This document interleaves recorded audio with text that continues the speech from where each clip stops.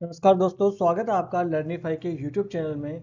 यह है अपनी इंडियन पॉलिटी की सीरीज जिसमें आज हम देखने वाले हैं वाइस प्रेसिडेंट के बारे में, यानी उपराष्ट्रपति के बारे में। उपराष्ट्रपति का चुनाव कैसे होता है, उपराष्ट्रपति के पद की योग्यताएं क्या होती है, इन सब चीज़ों के बारे में हम इसमें जानकारी हासिल करने वाले हैं। उपराष्ट्रपति शपथ क्या लेते हैं, है ना, इन सब चीज़ों के बारे में हम जानकारी हासिल करने वाले हैं। तो चलिए शुरू कर लेते हैं आज का लेक्चर। तो जो वाइस प्रेसिडेंट ऑफ इंडिया है वो second highest constitutional office India में होल्ड करते हैं प्रेसिडेंट के बाद में। किसके बाद में? प्रेसिडेंट के बाद में। सबसे पहले प्रेसिडेंट, उसके बाद में कौन आता है? वाइस प्रेसिडेंट आता है। तो सेकंड हाईएस्ट जो कॉन्स्टिट्यूशनल ऑफिस है वो कौन बेयर करते हैं? वो वाइस प्रेसिडेंट करते हैं। ठीक है। उसका जो रोल होता है, उसके पावर्स होते हैं, उसके इलेक्शन प्रोसीजर्स होता है, वो सारे के सारे कहां पर बताए गए हैं? कॉन्स्टिट्यूशन ऑफ इंडिया में बताए गए हैं। ठीक है। जो अपने यहाँ भारत में वाइस प्रेसिडेंट का जो ऑफिस है उसको मॉडल किया गया है, या उसको वो किस पे आधारित है? तो अमेरिकन वाइस प्रेसिडेंट का जो मॉडल है उसके ऊपर आधारित है, उसके ऊपर बेस्ड है भारत का वाइस प्रेसिडेंट का जो मॉडल है वो। ठीक है। क्यों क्यों ऐसा किया गया है? ताकि जो है वो शासक की कंटिन्यूटी रखी जा सके। मान लीजिए कि प्रेसिडेंट अगर उपलब्ध नहीं है तो वाइस प्रेसिडेंट उसका कार्यभार संभाल सके। ठीक है।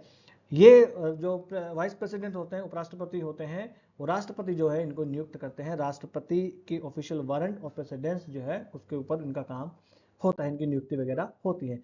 इलेक्शन वाइस प्रेसिडेंट का किस प्रकार से होता है? तो इसके लिए बनता है एक इलेक्टोरल कॉलेज। जिस प्रकार से प्रेसिडेंट के लिए एक इलेक्टोरल कॉलेज बन रहा था, उसी प्रकार से वाइस प्रेसिडेंट के लिए भी एक इलेक्टोरल कॉलेज का निर्माण होता है।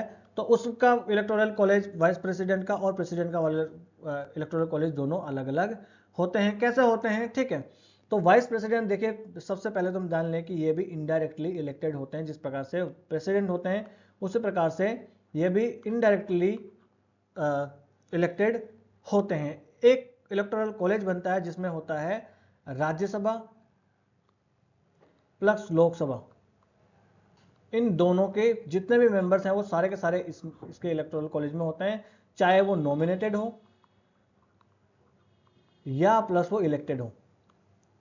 देखिए, राज्यसभा और लोकसभा दोनों के नॉमिनेटेड और इलेक्टेड जितने भी मेंबर्स हैं वो सारे के सारे भाग लेते हैं या हिस्सा लेते हैं किसके इलेक्शन में? वाइस प्रेसिडेंट के में। और अब अगर हम देखें प्रेसिडेंट के इलेक्शन में कौन कौन होता है, तो प्रेसिडेंट के इलेक्शन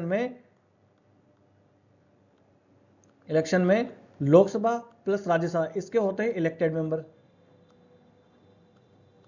ठीक है। फिर जो स्टेट लेजिस्लेटिव असेंबलीज हैं उनके भी इसमें जो मेंबर्स होते हैं, जो इलेक्टेड मेंबर्स हैं, वो इसमें भाग लेते हैं। फिर हम देखें यूटीज जो है उसके जो है दिल्ली है, जम्मू एंड कश्मीर है, पांडिचेरी है, उनके जो इलेक्टेड मेंबर्स हैं वो भी इसमें हिस्सा लेते हैं प्रेसिडेंट के में। तो दोनों के इलेक्टोरल कॉलेज में अंतर क्या है वो हमने आपको बता दिया, यहाँ पर आपने जान लिया। ये दोनों का अंतर जो है आप जानते रहिएगा, क्योंकि यहाँ से क्वेश्चन जो है बन सकता है और आप यहाँ पर कंफ्यूज कर जाओगे। ठीक है। आ जाता है। फिर ऐसा क्वेश्चन किया गया बी आर अम्बेडकर साहब को, क्योंकि संविधान निर्माता सभा के अध्यक्ष कौन थे? ड्राफ्टिंग कमेटी जो थी, ड्राफ्टिंग कमेटी के चेयरपर्सन कौन हुआ करते थे? बी आर अम्बेडकर साहब। तो अम्बेडकर साहब को पूछा गया कि महाराज आप ये बताओ, प्रेसिडेंट जो है उनके इलेक्टोरल कॉलेज में तो आपने स्टेट लेजिस्लेटिव असेंबलीज के मेंबर्स को भी रखा, मगर वाइस प्रेसिडेंट जो है उनके इलेक्शन में उनको नहीं रखा। तो ऐसा क्यों? ऐसा भेदभाव क्यों आखिर? तो इन्होंने बताया, देखिए, प्रेसिडेंट ऑफ इंडिया जो है वो पूरे देश के होते हैं। ठीक है।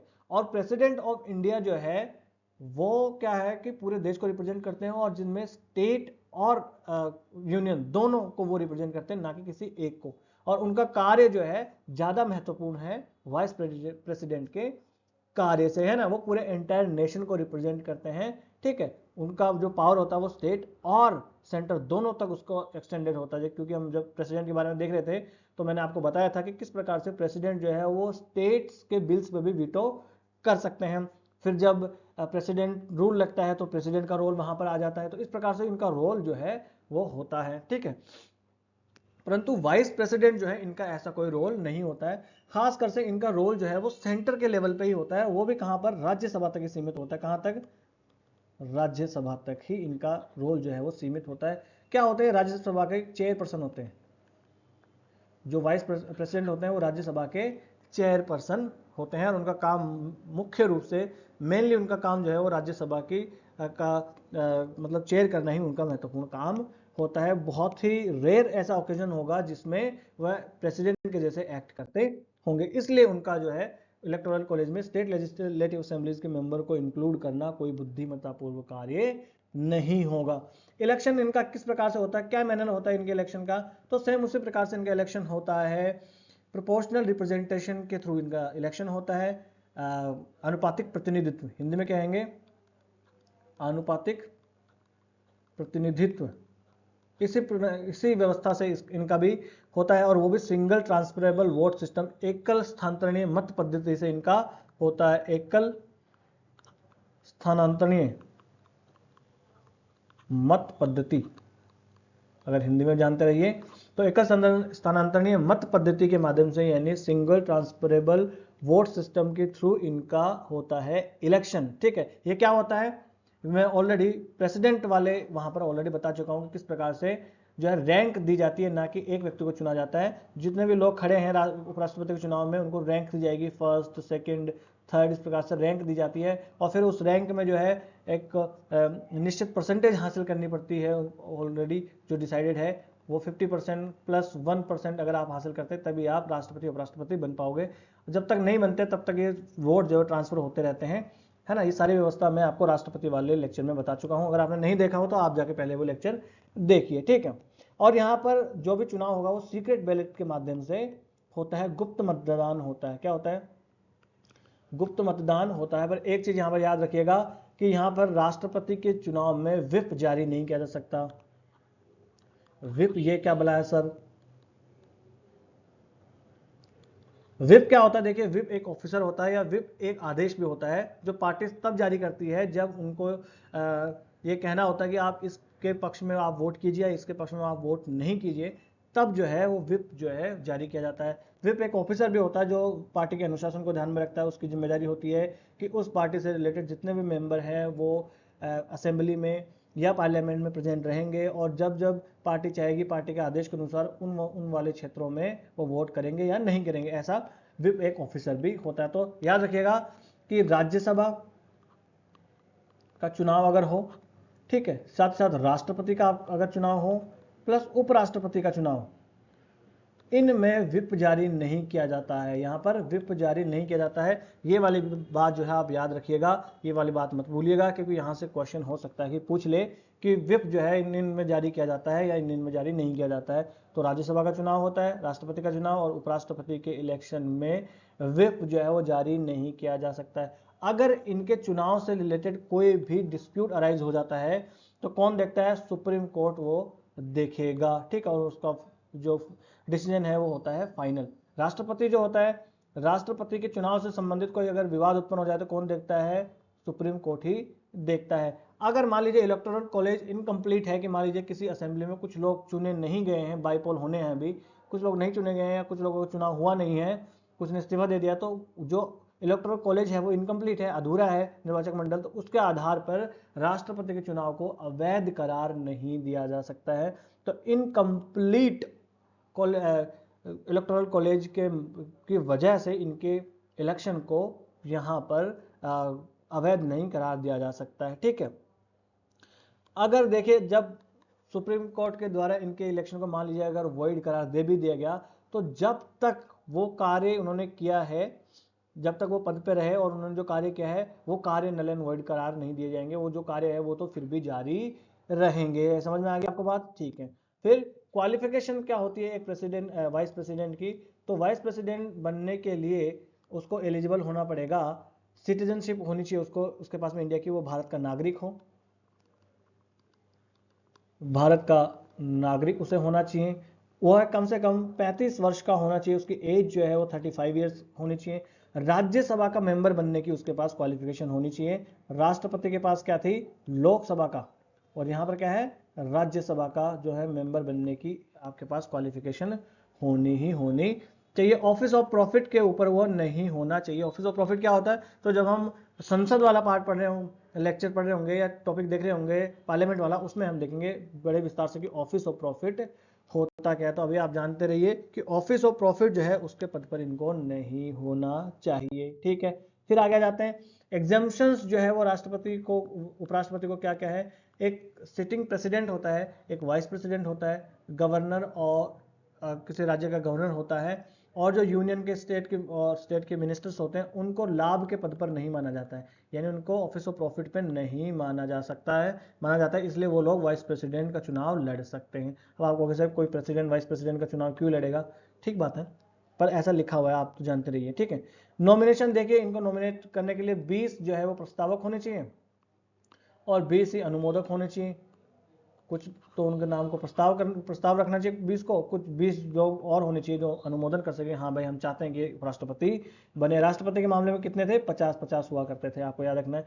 15,000 रुपये की इनको सिक्योरिटी डिपॉजिट करवानी पड़ेगी, अगर एक निश्चित परसेंटेज से कम हासिल करते हैं तो वो जमानत जब्त इनकी हो जाती है। ठीक है, ऑथ और अफर्मेशन जो है वो क्या है, तो वो ऑथ और अफर्मेशन वही है, भारत के संविधान की ये शपथ लेते रहते हैं। और कंडीशन वगैरह क्या है, ये कोई इतनी इंपॉर्टेंट नहीं है, फिर लेके क्यों आए, इतनी इंपॉर्टेंट नहीं है, किताब में दी है, आप जानते रहिए। ठीक है, कोई यहाँ से कोई क्वेश्चन बनेगा नहीं, ना मेंस में ना प्रीलिम्स में। ठीक है, फिर अगर हम देखें तो अब तक पहले उपराष्ट्रपति से लेकर अब तक अपने यहाँ जो जो उपराष्ट्रपति रहे उनके एक बार हम नाम जान लेते हैं, कब क्या क्या उनका कार्यकाल रहा वो हम जान लेते हैं। डायरेक्ट क्वेश्चन बनने के यहाँ से कोई चांसेस नहीं है, मगर डायरेक्टली इनडायरेक्टली कहीं आपके काम आ जाए तो जानते रहते हैं।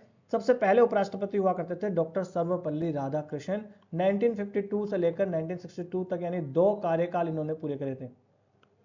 डॉक्टर सर्वपल्ली राधाकृष्णन ने, वह पहले उपराष्ट्रपति अपने हुआ करते थे और वो अनअपोज्ड जीते थे, है ना, यानी इनके विरोध में कोई भी खड़ा नहीं हुआ था। फिर दूसरे आ जाते हैं डॉक्टर जाकिर हुसैन, जो कि 1962 से लेकर 1967 तक अपने वाइस प्रेसिडेंट रहते हैं, है ना, जब तक इनकी डेथ नहीं होगी थी 1967 में, तब तक ये उपराष्ट्रपति रहते हैं, है ना। वो पहले ऐसे उपराष्ट्रपति थे जो उपराष्ट्रपति के पद पर रहते हुए मर गए थे, वो कौन थे, डॉक्टर जाकिर हुसैन हुआ करते थे। फिर डॉक्टर वीवी गिरी, इनके बारे में तो ऑलरेडी हमने देखा ही है पिछले लेक्चर्स में, तो 1967 से लेकर 1969 तक ये भारत के वाइस प्रेसिडेंट होते हैं और उसके बाद में ये प्रेसिडेंट ऑफ इंडिया भी बनते हैं। ये प्रेसिडेंट ऑफ इंडिया बनने के लिए अपने पद से इस्तीफा दे देते हैं। इनके साथ तो बड़ा मजेदार किस्सा हुआ था कि राष्ट्रपति जो है उनकी जगह फिर वीवी गिरी बनते हैं, फिर वीवी गिरी वापस अपना इस्तीफा दे देते हैं और उपराष्ट्रपति से और राष्ट्रपति फिर बनते हैं। फिर आता है GS पाठक साहब, 1969 से 1974 तक आते हैं। ठीक है, फिर है BD जत्ती साहब जो कि 1974 से 79 तक रहते हैं। ठीक है, फिर आ जाते हैं M हिदायतुल्लाह, कौन आ जाते हैं, M हिदायतुल्लाह साहब आ जाते हैं, जो 1979 से 1984 तक रहते हैं। M हिदायतुल्लाह जो कि अपने सुप्रीम कोर्ट के जज ये हुआ करते थे। 1979 से लेकर 84 तक ये वाइस प्रेसिडेंट होते हैं। उसके बाद में ये एक्टिंग प्रेसिडेंट जो है वह उसका रोल भी अदा करते हैं, ये M हिदायतुल्लाह होते हैं, जो एक्टिंग प्रेसिडेंट का भी यहाँ पर ये सर्व करते हैं, जो एक्टिंग प्रेसिडेंट, है ना।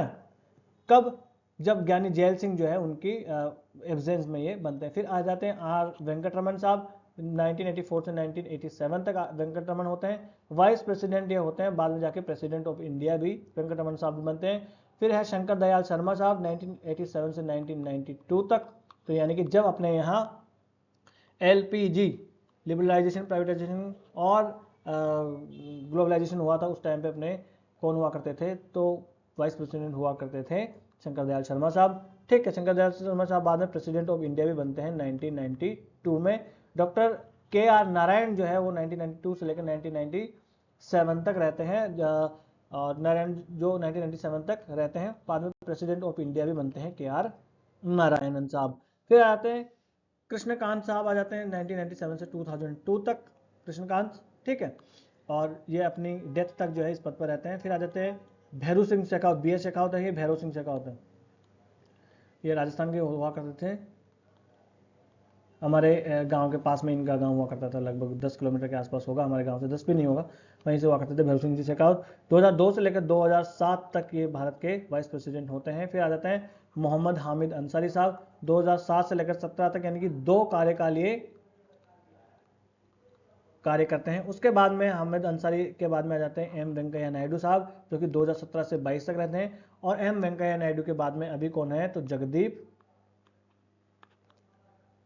धनखड़ साहब जो है अभी भारत के उपराष्ट्रपति हैं। यहाँ तक आपने पूरे राष्ट्रपतियों के बारे में जानकारी हासिल कर ली है कि कौन कौन से राष्ट्रपति रहे हैं। कोई डायरेक्ट क्वेश्चन बने कि भारत के उपराष्ट्रपति के बारे में लिखिए या उपराष्ट्रपति के बारे में, ऐसा कोई क्वेश्चन बनने की चांसेस तो नहीं है। डायरेक्टली इनडायरेक्टली किसी क्वेश्चन में कोई स्टेटमेंट बन जाए तो आप थोड़ा सा याद रख लीजिएगा। तो बस आज का लेक्चर कर लेते हैं हम यहीं समाप्त। और इस लेक्चर की अगर आपको पीडीएफ चाहिए तो आप जाइए लर्निफाई अनलॉकिंग नॉलेज के नाम से टेलीग्राम पे अपना चैनल है, यहाँ से आप स्कैन कर सकते हैं और डिस्क्रिप्शन बॉक्स में लिंक भी दिया हुआ है। वीडियो अगर आपको अच्छा लगा तो लाइक कर दीजिए और चैनल को सब्सक्राइब कर लीजिए। और भी आपका कोई भाई बंधु मित्र सका हो तो आप अवश्य चैनल को रिकमेंड करें, ठीक है। और फ्री में यहाँ पर पढ़ाई होती है, सारा मटेरियल आपको मिल रहा है, तो आप पढ़िए अच्छे से। और ऐसा नहीं है कि यूट्यूब पे कुछ और दिखा रहा है और फिर पेड में कुछ अलग से पढ़ाई जा रहा है। यहाँ पर सब कुछ फ्री में पढ़ाया जा रहा है और पूरी तरीके से पढ़ाया जा रहा है, ठीक है। तो बस बड़े ही लोकतांत्रिक ढंग से हम अपने छोटे से परिवार को आगे बढ़ाएंगे। नमस्ते, धन्यवाद।